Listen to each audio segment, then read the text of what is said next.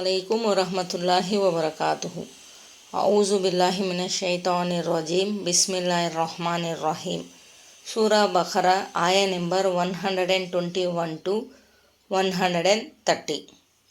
ఆయా నెంబర్ 121. మేము ఎవరికి గ్రంథం ఒసగామో వారు దానిని పారాయణం చేయవలసిన రీతిలో పారాయణం చేస్తారు. అంతేకాదు వారు ఈ గ్రంథాన్ని విశ్వసిస్తారు. ఇక దీని పట్ల తిరస్కార వైఖరిని అవలంబించిన వారే నష్టపోయేది. గ్రంథవహుల్లోని అవినీతిపరుల దుశ్చేష్టలను, దుర్నీతిని వివరించిన తరువాత సద్వర్తనుల ప్రస్తావన వచ్చింది. ఈ వాక్యంలో ఆ సజ్జనుల గుణగణాలు తెలుపబడటంతో పాటు వారు విశ్వసించిన వారన్న శుభవార్త కూడా ఇవ్వబడింది. అటువంటి వారిలో అబ్దుల్లా బిన్ సలాం రజియల్లాహు తాలా అన్హు మరియు ఆయన లాంటి ఇతర సహచరులు కూడా ఉన్నారు. వారు ఒకప్పుడు యూదులుగా ఉండేవారు, కానీ ఇస్లాం సత్యామృతాన్ని ఆస్వాదించే భాగ్యం వారికి లభించింది. పఠించవలసిన విధంగా పఠిస్తారు అన్న వాక్యానికి పలు అర్థాలు వివరించబడ్డాయి. 1. బాగా చదువుతారు, శ్రద్ధతో, ఏకాగ్రతతో పారాయణం చేస్తారు. పఠన సందర్భంగా స్వర్గ ప్రస్తావన వస్తే స్వర్గంలో ప్రవేశం కల్పించమని ప్రభువును వేడుకుంటారు.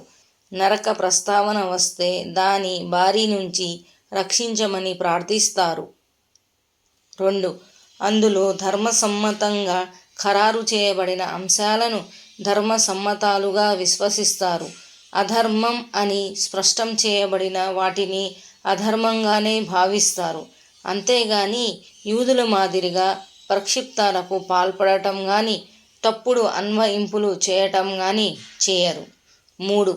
అందులో పొందుపరచబడి ఉన్న విషయాలను గురించి అందరికీ వివరిస్తారు, వాటిని దాచి ఉంచరు. 4. అందులో చేయమని ఆజ్ఞాపించబడిన వాటిని చేస్తారు. అస్పష్టంగా ఉన్న విషయాలను విశ్వసిస్తారు. అర్థం కాని విషయాలను గురించి విద్వాంసులను అడిగి తెలుసుకుంటారు. 5. అందలి ఒక్కో విషయాన్ని తూచా తప్పకుండా పాటిస్తారు. పఠించవలసిన రీతిలో పఠిస్తారన్న వాక్యంలో ఇన్ని పరమార్థాలు ఇమిడి ఉన్నాయి. వీటన్నిటి పట్ల శ్రద్ధాసక్తులు కలిగి ఉన్న వారికే దేవుని మార్గదర్శకత్వం ప్రాప్తిస్తుంది. గ్రంథవహుల్లో దైవ ప్రవక్త సల్లల్లాహు అలైహి వసల్లం సందేశాన్ని విశ్వసించని వారు నరకానికి పోతారు. ఆయా నెంబర్ 122. ఓ ఇశ్రాయిలు సంతతి వారలారా, నేను మీపై కురిపించిన వరాలను జ్ఞప్తికి తెచ్చుకోండి.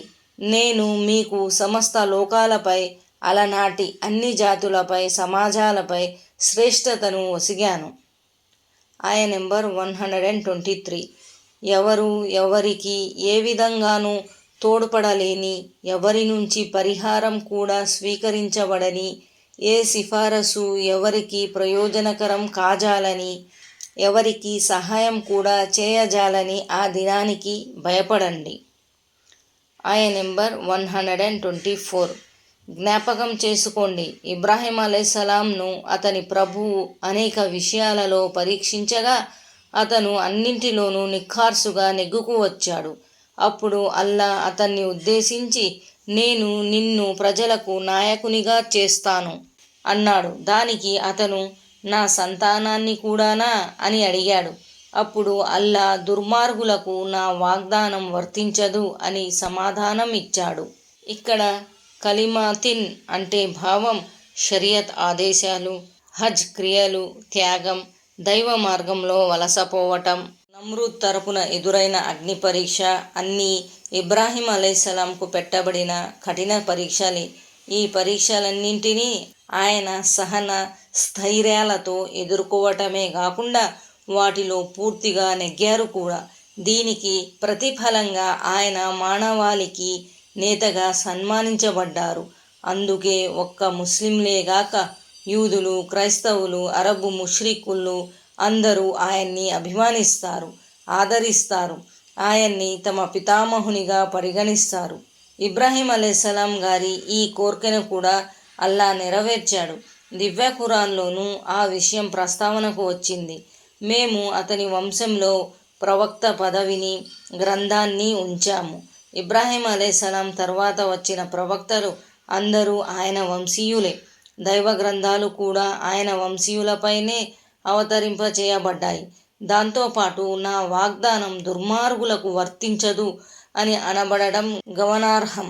ఇబ్రాహీం అలైహిస్సలాం వ్యక్తిత్వం ఎంతో విశిష్టమైనది. దైవ సన్నిధిలో సైతం ఆయనకు గొప్ప అంతస్తులు ప్రాప్తించాయి.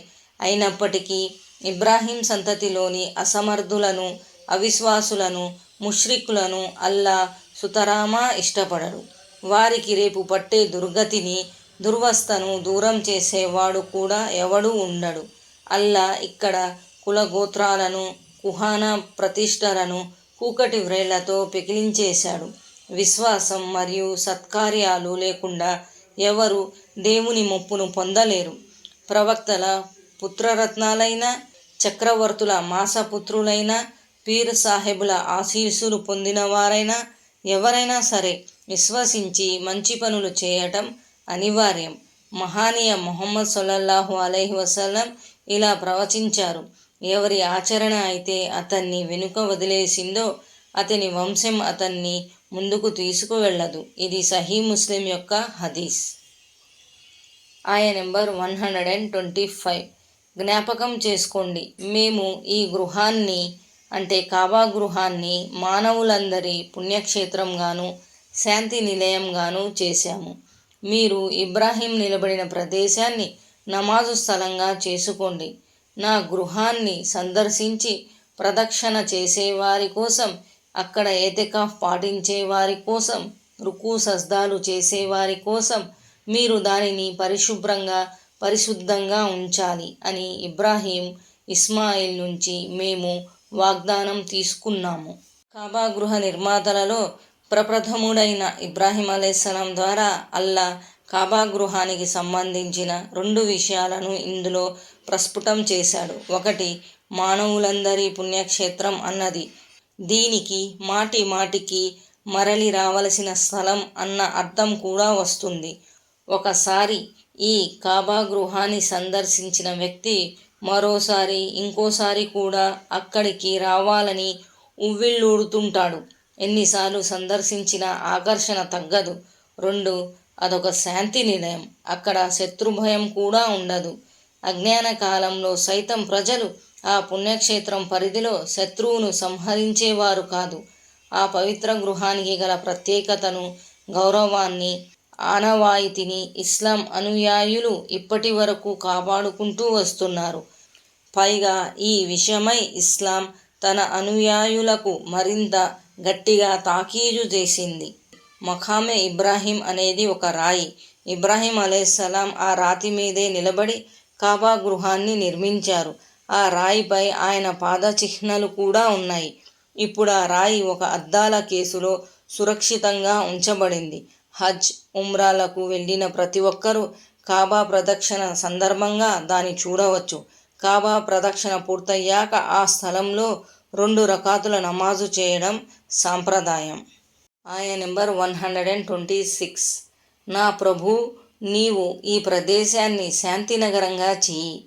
ఈ నగరవాసులలో అల్లాను, అంతిమ దినాన్ని విశ్వసించే వారికి పండ్లు, ఫలాలను ఆహారంగా ప్రసాదించు అని ఇబ్రాహీం అర్థించినప్పుడు అల్లా ఈ విధంగా పలికాడు: విశ్వసించని వారికి కూడా నేను కొంత ప్రయోజనం చేకూర్చుతాను, కానీ చివరకు వారిని అగ్నిశిక్ష వైపుకు ఈడుస్తాను. అది అత్యంత చెడ్డ నివాస స్థలం. ఇబ్రాహీం ప్రవక్త అలైహిస్సలాం గారి ఈ ప్రార్థన అల్లా ఆమోదించాడు. ఆ నగరం అంటే మక్కా నేడు శాంతి నగరంగా విరాజిల్లుతుంది. అక్కడ వర్షాలు అంతగా కురవకపోయినప్పటికీ, అది వ్యవసాయానికి అనువైన ప్రదేశం కానప్పటికీ ప్రపంచ నలుమూలల నుంచి ఆహార ధాన్యాలు, పండ్లు, ఫలాలు పుష్కలంగా సమకూరుతున్నాయి. పరిస్థితుల ఈ స్వరూపాన్ని చూసి అందరూ నివ్వెరపోతున్నారు. ఆయ నెంబర్ 127. ఇబ్రాహీం అలైహిస్సలాం ఇస్మాయిల్ అలైహిస్సలాం ఇద్దరు కాబా గృహ పునాదులను గోడలను లేపుతూ ఇలా ప్రార్థించేవారు: మా ప్రభూ, మా సేవను స్వీకరించు. నీవు మాత్రమే సర్వం వినేవాడవు, సర్వం తెలిసినవాడవు. ఆయ నెంబర్ 128. మా ప్రభూ, మమ్మల్ని నీ విధేయులు ముస్లింలుగా చేసుకో. మా సంతతి నుండి కూడా నీ విధేయతకు కట్టుబడి ఉండే ఒక సమూహాన్ని ప్రభవింపజేయి. మాకు మా ఆరాధనా రీతులను నేర్పు. మమ్మల్ని క్షమించు. నిశ్చయంగా నీవు మాత్రమే పశ్చాత్తాపాన్ని స్వీకరించేవాడవు, అపారంగా కరుణించేవాడవు. ఆయ నెంబర్ 129. మా ప్రభూ, నీ వాక్యాలను వారికి చదివి వినిపించే, గ్రంథ జ్ఞానాన్ని నేర్పించే, విజ్ఞత వివేచనలను విడమర్చి చెప్పే, వారిని పరిశుద్ధపరచే ఒక ప్రవక్తను స్వయంగా వారి జాతి నుండే వారిలో ప్రభవింపజేయి. నిస్సందేహంగా నీవు సర్వాధికుడవు, వివేకవంతుడవు. గ్రంథం అంటే దివ్య ఖురాన్ అని, విజ్ఞత అంటే హదీసు అని భావం. దైవ వాక్యాల పారాయణం గురించి చెప్పిన తరువాత గ్రంథ జ్ఞానం గురించి, వివేకాన్ని గురించి చెప్పడం విశేషం. స్వతహాగా దివ్య ఖురాన్ పారాయణం కూడా ఎంతో పుణ్యప్రదమైనదనే విషయాన్ని ఇది సూచిస్తున్నది. ఒకవేళ అందలి దివ్యవచనాల భావార్థం కూడా తెలిస్తే ఇక చెప్పవలసిన పనే లేదు. కానీ దైవ వచనాల అర్థం తెలియకపోయినప్పటికీ చిత్తశుద్ధితో పారాయణం చేసినందుకు పుణ్యం ఎటూపోదు. అందుకే తమకు అర్థం తెలియదు కదా అంటూ అసలు పారాయణానికే ఉపక్రమించకుండా ఉండటం సమంజసం కాదు. పైగా వీలైనంత వరకు ఖురాన్ వచనాలను అర్థం చేసుకుంటూ పారాయణం చేయటానికి కృషి చేయాలి. పరిశుద్ధపరచటం అంటే తన జాతి ప్రజలను మూఢాచారాల నుంచి, బహుదైవారాధన నుంచి కాపాడటం, నైతికపు రుగ్మతలను నిర్మూలించటం అని భావం. దైవ ప్రవక్త సల్లల్లాహు అలైహి వసల్లంకు అప్పగించబడిన 4 విద్యుక్త ధర్మాలలో ఇది చివరిది. ఇది ఇబ్రాహీం అలైహిస్సలాం, ఇస్మాయిల్ అలైహిస్సలాంల చివరి ప్రార్థన. దీనికి కూడా అల్లా ఆమోదముద్ర వేశాడు. ఇస్మాయిల్ అలైహిస్సలాం సంతతి నుండి అంతిమ దైవ ప్రవక్త ముహమ్మద్ సల్లల్లాహు అలైహి వసల్లంను ప్రభవింపజేశాడు. అందుకే ముహమ్మద్ సల్లల్లాహు అలైహి వసల్లం ఇలా ప్రవచించారు: నేను నా తండ్రి ఇబ్రాహీం అలైహిస్సలాం ప్రార్థనా ఫలాన్ని, ఈసా అలైహిస్సలాం ఇచ్చిన శుభవార్తను, నా తల్లిగారి కలల పంటను. ఆయ నెంబర్ 130. శుద్ధ అవివేకి మాత్రమే ఇబ్రాహీం ధర్మ విధానం పట్ల విరక్తి చెందుతాడు. మేము అతన్ని ప్రపంచంలోనూ ఎన్నుకున్నాము, పరలోకంలో కూడా అతడు సజ్జనుల సరసన ఉంటాడు. ఈ ఆయతులో అల్లా ఇబ్రాహీం అలైహిస్సలాం ఔన్నత్యాన్ని అందరికీ అవగతం చేస్తున్నాడు. ఇహపరాలలో తాను ఆయనకు ఇచ్చిన గౌరవోన్నతుల్ని గురించి చెప్పటమే కాక ఆయన విధానం పట్ల వైముఖ్యం ప్రదర్శించడం అజ్ఞానానికి, అవివేకానికి తార్కాణమని తెలియజేస్తున్నాడు. అస్సలాము అలైకుం వరహ్మతుల్లాహి వబరకాతుహు.